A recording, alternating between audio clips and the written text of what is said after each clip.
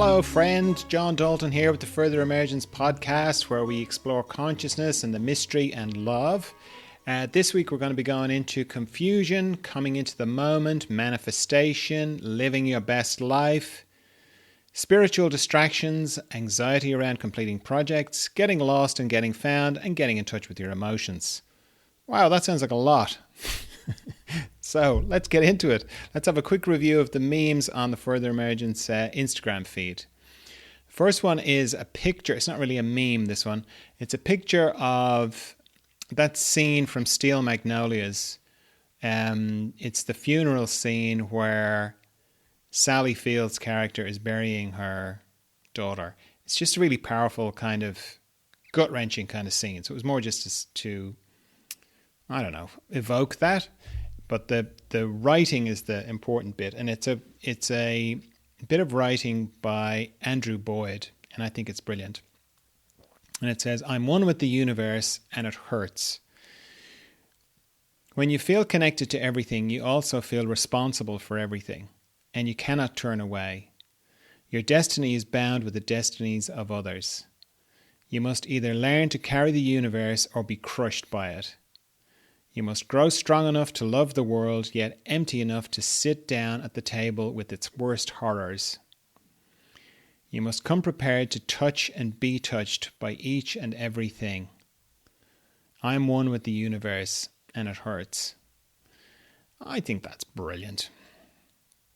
And it sort of sums it up. It like for me, it's that thing of walking past a homeless person, or not even walking past a homeless person, but like someone living on the street, or someone just who's in a bad way, or difficulty, and it's a lot of things come up all at the same time where you want to shut off. You want to shut it off, and I don't want to feel it. I don't want to register what is happening because it's too painful. I want to cry. I want to give this person everything I own. I want to, heal their pain, or what I imagine is their pain. The depth of feeling that you can feel in those moments is so intense. And that's what this little poem, I think, sums up. And it's that thing of, if you want to be one with the universe, you have to be able to feel the joys and feel the horrors as well, and be with it all. It's not easy to do this. I don't find it easy anyway. But it is, there's something in what Andrew's written that really resonates with me as a way of moving, an intention of moving, that I will not close myself off. Yeah, that's it. Okay, the next one's a picture. It's a big kind of picture on a wall, and it says, "When I was young, I didn't know the meaning of life, but after many years of hard study, I am no longer young." I have a feeling that's a Mark Twain quote. I checked it, but I couldn't. It's not ascribed to him, but it sounds exactly like the sort of thing he would write. So I think it's brilliant.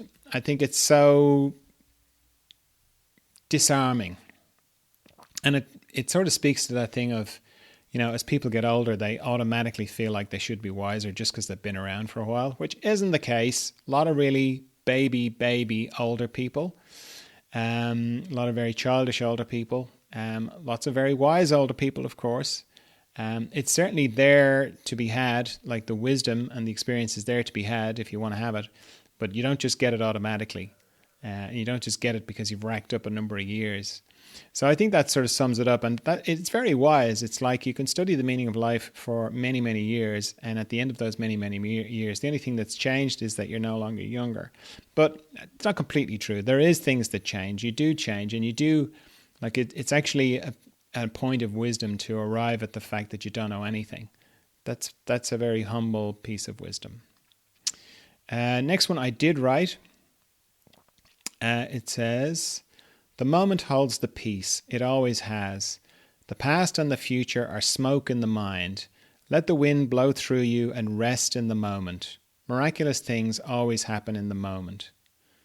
So it's just that thing of coming into the moment, and how knowing that all the things that I worry about, and maybe you worry about, that they are always projections either into the future or, echoes of the past. That in the moment, there's nothing really going on. And in the moment, everything's usually okay, unless you're in excruciating physical pain, which, most of the time we're not.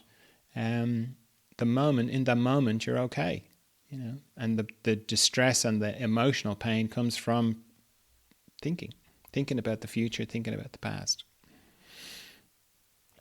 Okay, the next one I wrote as well. I'm on a bit of a roll here. And it says, you don't get what you want, you get who you are. Now, actually, I didn't write that when I heard it, but I thought it was brilliant. And it relates to, I suppose it relates to manifestation, particularly, and looking around and kind of this thing of you can audit who you are and your beliefs and the deep unconscious beliefs that you have by just having a look around your life, Like if you want $1 million and you don't have $1 million, the reason you don't have $1 million is because of some deep kind of belief that you have inside. And you can know what your beliefs are by looking around at what you've got and where you are, what kind of relationship you've got, what kind of car you drive, what kind of, all these things. It's a starting point. It's not a thing to beat yourself up with and put yourself down, but it's very hard to move from somewhere if you don't know where you are. And this thing of just saying to you, of thinking you don't get what you want, you get who you are, is a great way of beginning to see what kind of unconscious beliefs maybe you have to change. Next one is a picture of an old lady with a puppet of herself, little puppet with strings, and the puppet of herself is feeding a squirrel in a park. And what I've written is, here's an older woman using a puppet of herself to feed a squirrel. For me, she's a great example of using her one life wisely. And I just think it's fantastic. Like, the fact that the puppet is her, it's even got a little walking stick like her as well. And she's using the puppet to feed a squirrel. Just that picture on its own, I thought was fantastic. But then, I think last time I posted this, somebody sent me a link to a little documentary. And it turns out the lady is, her name is Doris Deither.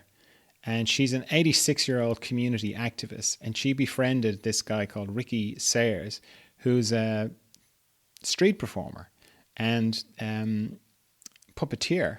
And the two of them kind of hit it off. And this lovely little interaction came. And, he started off, he was the one that people would come to look at the puppets. And then everyone was kind of looking at Doris because it was so cute.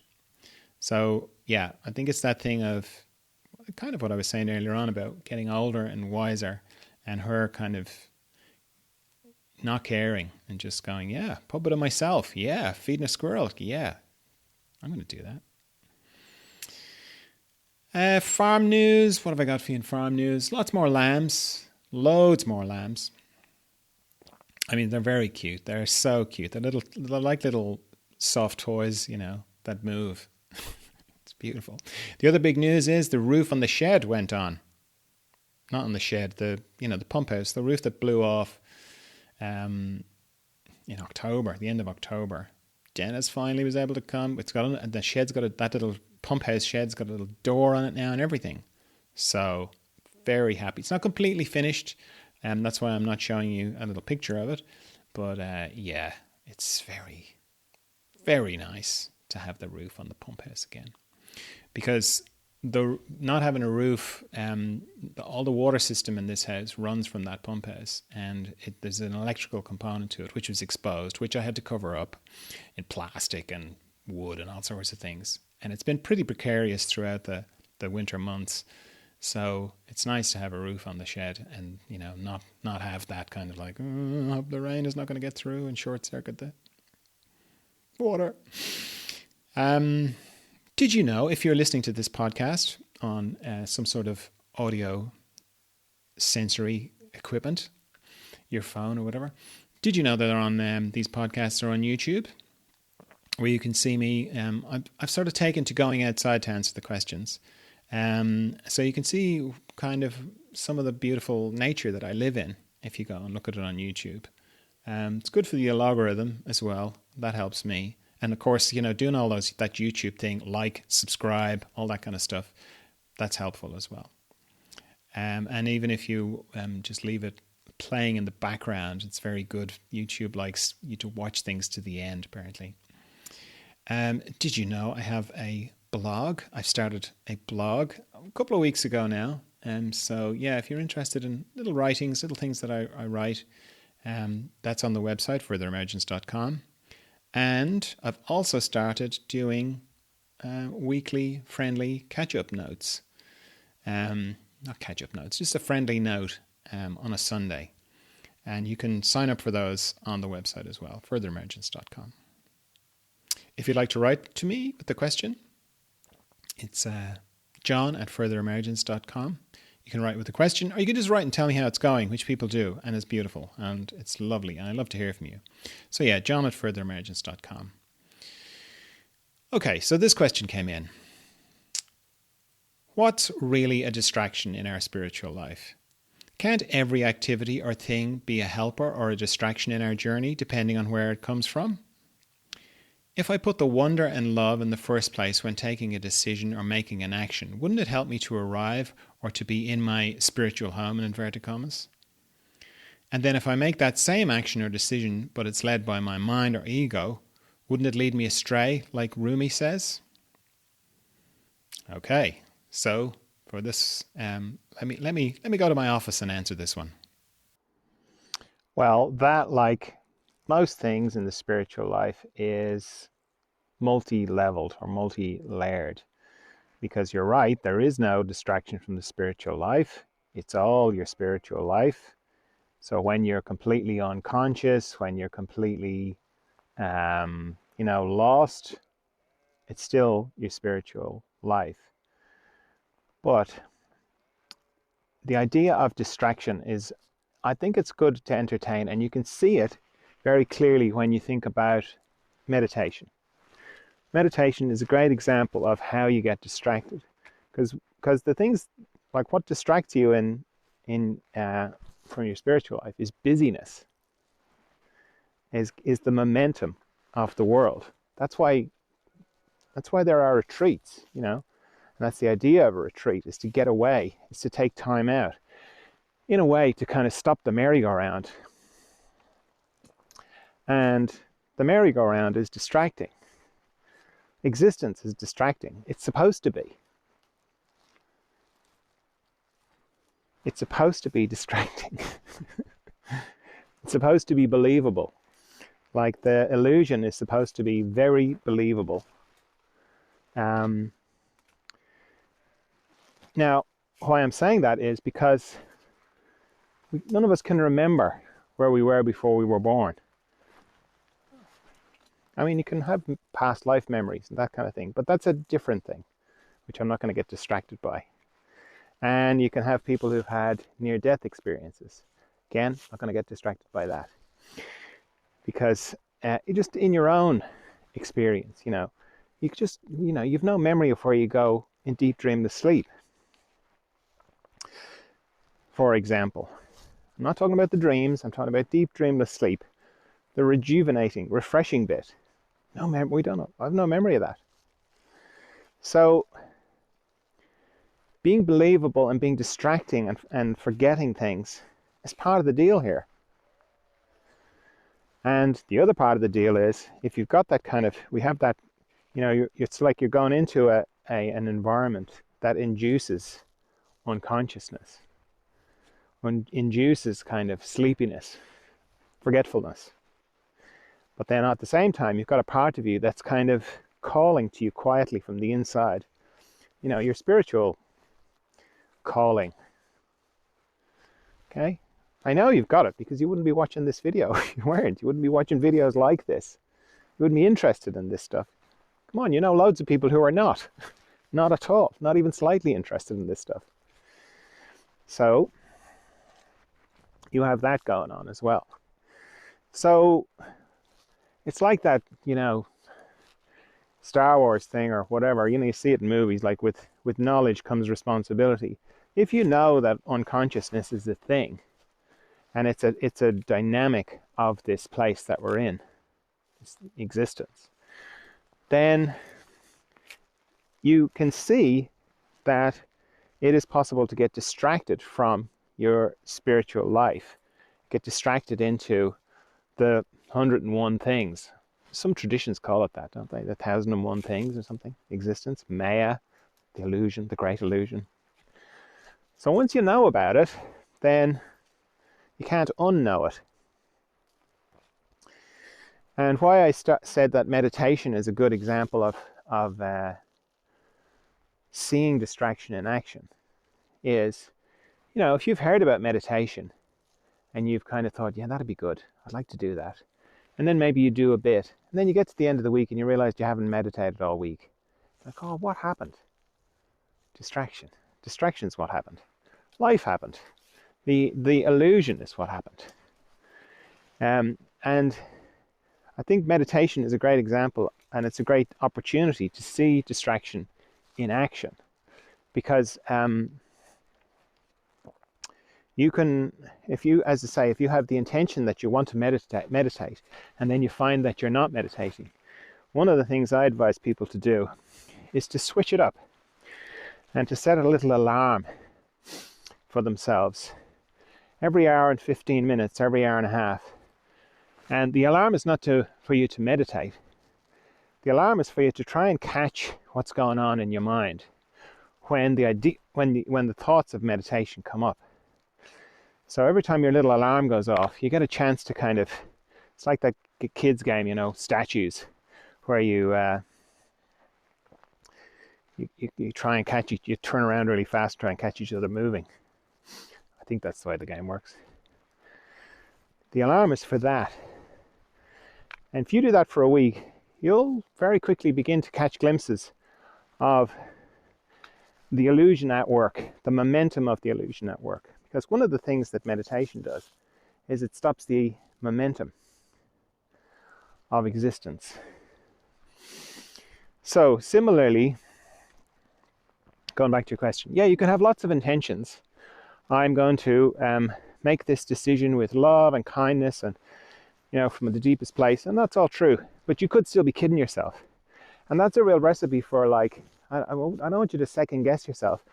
I just mean it in a accepting the fact, you know, because I've made decisions in my life and I've consulted this, that, and the other, and it's still, in hindsight, it was disastrous. You know, I mean, I don't have any regrets. There's no, having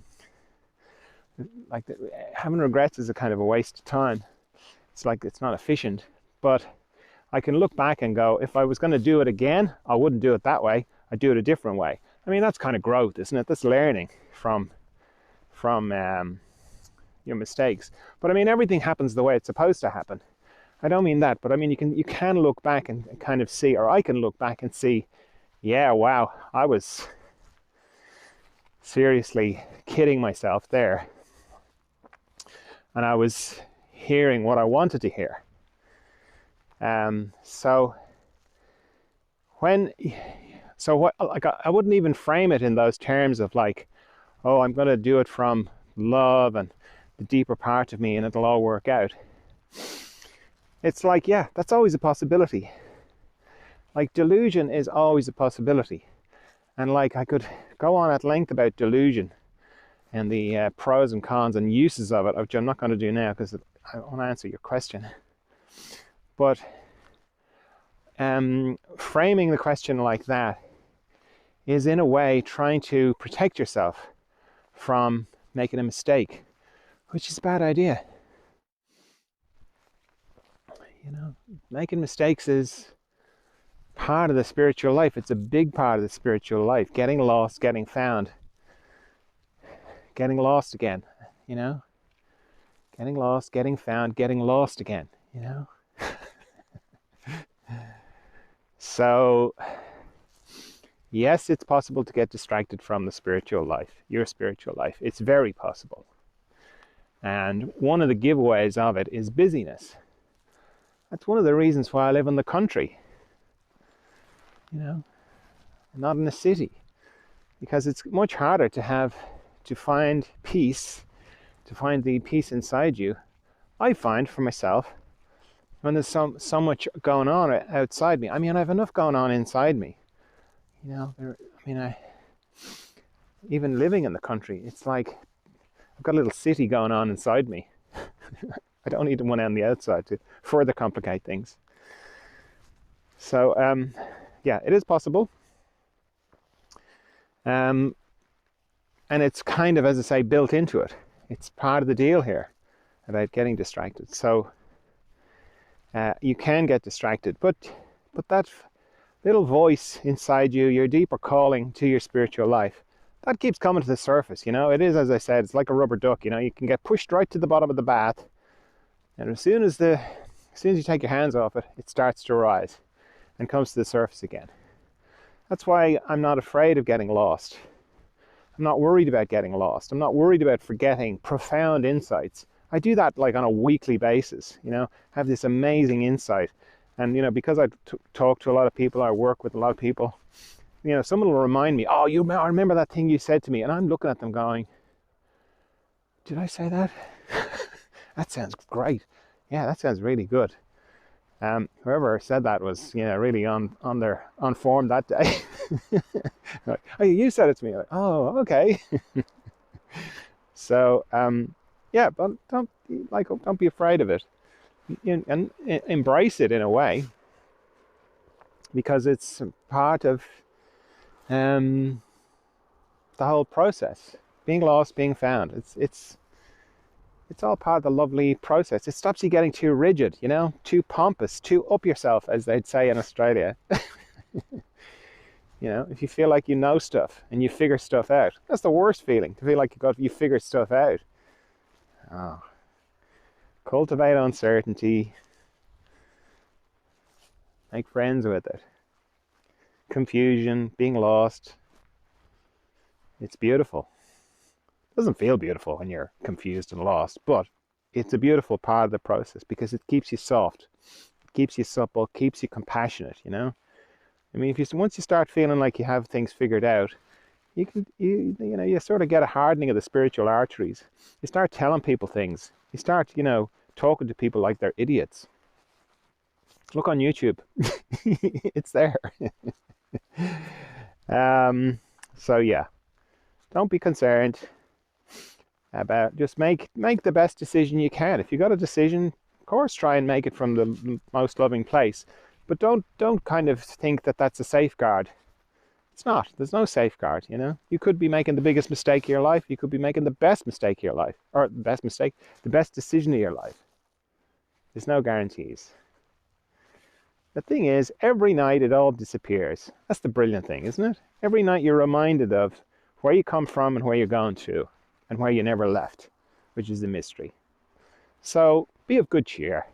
It'll be all right whatever way you go, whatever decision you make, whether that's to have a cup of tea, or to marry somebody, or to get a new job, or to move countries, or they're all the same, and it's all okay.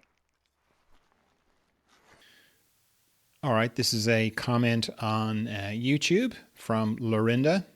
And Lorinda says, I'm also receiving some higher guidance, or as I call it, a soul quest, to create and write a book told from a higher perspective. I love writing it, but it's creating within me a lot of anxiety. The closer I get to the end, the more I fear I'm experiencing. So the closer I get to the end, the more fear I'm experiencing. I wonder what I'm so afraid of. I'd love to hear your thoughts. Right, well, off to the beach to hear my thoughts. Well, that sounds to me like very, I mean, with all the guidance and soul quest and all that kind of thing, that's all beautiful. But I would encourage you to go deeper always with that stuff. Yeah, it just sounds like to me it's a case of the end of possibilities. Because once, like, when you start a painting, or start writing a song, or you start writing a book, or the beginning of anything is very exciting because there's so many possibilities. And in a way, sometimes you can see the finished thing so clearly. And it's beautiful. And it's pristine because it's in your head. But then as you actually make it, the possibilities become limited, more and more and more limited, because it's becoming a thing now. So the possibilities of it being another thing cease to exist. It becomes just the one thing. And then at the closer you get to even finishing that, then that's it, then it's done. And no more possibilities. And then the other thing that's scary about that is people can give you feedback about it. Because it's a thing, it's actually in existence. There's no more, you can't say, if somebody gives you some feedback on something, you can't go, yeah, well, it's not finished yet. Yeah, I know what you're talking about. Yeah, it's not finished. So you can't say that. But once it's finished, you can't say that anymore. Because then it's like, it's out there. It's out there to be reviewed, critiqued, and all the other things that people do. So that's what it looks like to me. That's just my intuitive sense of it. Where the fear is coming from. So I hope that helps, and I hope to see it when it's finished. Okay, these are in response to the question I post on Instagram every week. What's the biggest challenge you're facing in your spiritual life? If you follow me on Instagram, you can keep an eye out for it and answer if you want to get some feedback. This person says, connecting with my own emotions. Well, the thing about not being in touch with your emotions is you have to be a bit in touch with your emotions to know that you're not in touch with your emotions. If you're completely out of touch with your emotions, you wouldn't know that. It wouldn't even be a thing for you. The only exception to that would be if someone has told you you're not in touch with your emotions. That's a different thing. And it's always good to listen to what people have to say, to take the feedback for sure. But it's a very different situation from somebody saying, you're just not in touch with your emotions, to feeling like, what is wrong with me? I'm just numb. People are crying all around me, and I think I should probably be crying. I think I'm upset, but I'm not crying, and I don't feel upset. That's a different thing. So if someone is telling you you're not in touch with your emotions, that may well be true. But I think with any kind of feedback, it's always important to listen, but then you have to see if that's true for you and look inside and see if is that the case. And keep looking, but not just assume that just because they told you and they, according to them, are very in touch with their emotions and you're not. With the best of intentions, we gaslight each other. We don't mean to, but we do. And gaslighting is like we're trying to convince people that their reality is not correct, or that our reality is correct for them, which is not helpful or loving. But of course, we all do it, to a greater or lesser degree. So if it's the other one, though, where you just feel numb, my 9 times out of 10, or often, it's a case of trauma, unresolved trauma. If you know you have emotions, but you're just not feeling them, yeah, it's possibly that some sort of trauma that's cut you off. Because one of the everybody talks about fight and flight, but there's 2 more on top of that as well. There's fight, flight, fawn, and freeze. So freezing, fawning is when you try and appease the trauma, or you try and appease your abuser or attacker. But freeze is where you just lock up. Like playing possum or playing dead. So there could be a bit of that going on. You could have a bit of trauma, and how it sort of shows up for you is in freeze. And there's lots of different ways that you can access trauma. It's not easy, but it is possible. And knowing that that's what's going on is the beginning for you. So my guess would be that, if you are feeling like you're not in touch with your emotions could be a bit of trauma that's stuck in your system that hasn't come out yet. What was the other question? Giving it time again to breathe and grow after letting it crumble and fade due to life issues. So that's the biggest challenge they're facing. So I totally relate to this. So understandable. And the fact that I'm walking along a beach here is very, fitting, because the process of consciousness is a bit like the tide going in and out, in my experience, because you can have a realization about something, you can get into a good place about something, and you want it to stay. You want it to stay like that. You don't want it to change, but it does change, of course, and you forget and you get lost again, and then you get found again, and then you get lost again, and it kind of goes back and forth like that. And the first time it happens, when you're like, God, I was so together last year, I really had my act together. Now I'm a basket case. Now I can't remember anything. I'm not meditating, I'm not doing yoga, I'm not doing all the things. I'm eating like rubbish food, I'm hanging around with the wrong kind of people, drinking too much, I'm smoking too much, I'm looking at too much porn, I'm watching too much Netflix, I'm doing too much drugs, whatever, or maybe all. And the feeling is like, oh, that's it, I'm completely lost. And in a way you are, but then you're found again. And then, then you're like, oh yeah, I remember where I was last year. I wasn't in a great place, but now I'm eating well. I'm not having any substances of any kind. I'm just very limited on what my exposure to social media. I'm doing yoga. I'm doing exercise, all this kind of thing, and I feel really together, and that's beautiful. But it's okay if it doesn't last as well. It's okay to get lost again, or in a less dramatic way. You can have an insight about something, and it's crystal clear, and you go, "That's it. I'm never going to forget that now." And then, 6 months later, you've forgotten it. It's fine. And then there's bigger cycles as well, where we're all happily married, and it's all beautiful. And then, then you're divorced. Then you're, on your own again. And that might be, many years of a cycle. And that's the way it goes, But if you get this thing of like, it is like the tide coming in, going in and out, but it's going like, okay, my analogy, the wheels just fell off my analogy, because it's like the tide coming in, and there is a going out and then it comes in again, but it's always going more. So you're always becoming more conscious. And it's not like it just repeats itself. There's always more consciousness, in my experience anyway.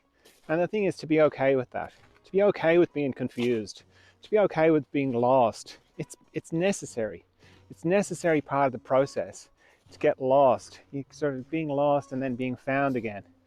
It's okay with it. If you can be relaxed with it, then you can be gentle with yourself in it and kind of go, well, I'm lost, or I'm overwhelmed, or yeah, I'm not doing any of the things that I would like to be doing.